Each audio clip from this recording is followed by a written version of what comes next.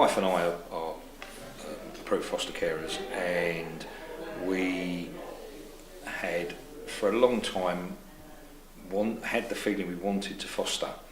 At that point in time, we didn't know whether we could have our own children, and we felt that we could offer a family situation and support for children that don't normally get that sort of thing in their life. We looked at our own backgrounds as well. I was brought up by my grandparents in an era where if your family didn't step in, the likelihood you would end up in a children's home like Bernardo's Place or something like that. My wife knew several people that were fostered, and it was just something that appeared to us to be a logical progression given our circumstances at the time. You enjoy it? Yeah. What is it you enjoy about it?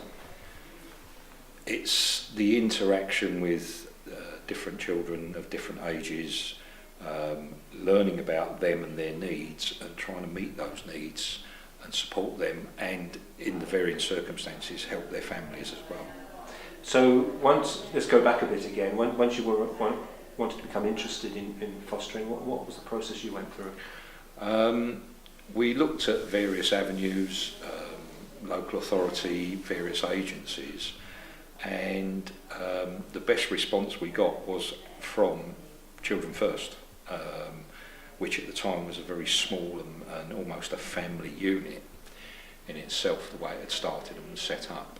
And we were contacted by them after we made our initial application, and the process just started to roll. So what was about, because there are many other agencies, as you say, whether private or council led. What was it about Children First that attracted you and continued to work with them? I think the main thing was they actually were the people that responded to us most. When they replied to us, it wasn't just a letter. There was a lot of information in there, brochures, information about what their vision for the agency was and how they wanted their carers to work. And it just felt that was the right place to go to for us. And ongoing support? All the time. We can pick the phone up 24 hours a day. They have a duty system.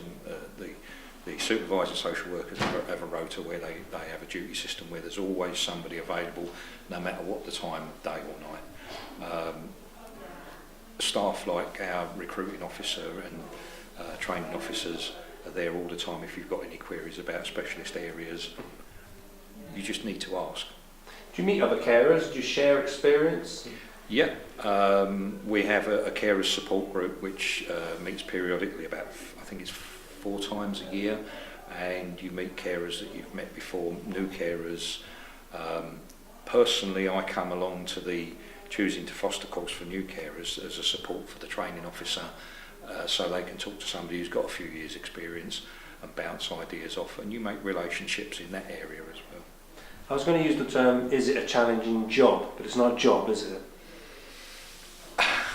It's a vocation. I think you've got to want to do it. I've seen over the years various people have come into foster care and then they've left after a couple of years because they realise it isn't for them. It's not always a perfect fit. It's not something that everybody can do, but it is something that everybody can do if the shoe fits, if you wish. And do you still keep in contact with people you cared for and years have gone on, and it must be a fantastic feeling?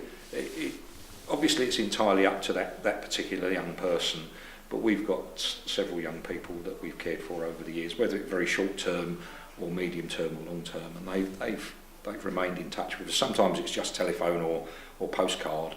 Other times they live in the local area and we still give them an on-giving support if they need it, if they can ask for help. So you would recommend Children First? Oh yes, without a doubt. John, thank you very much for your time. Thank you.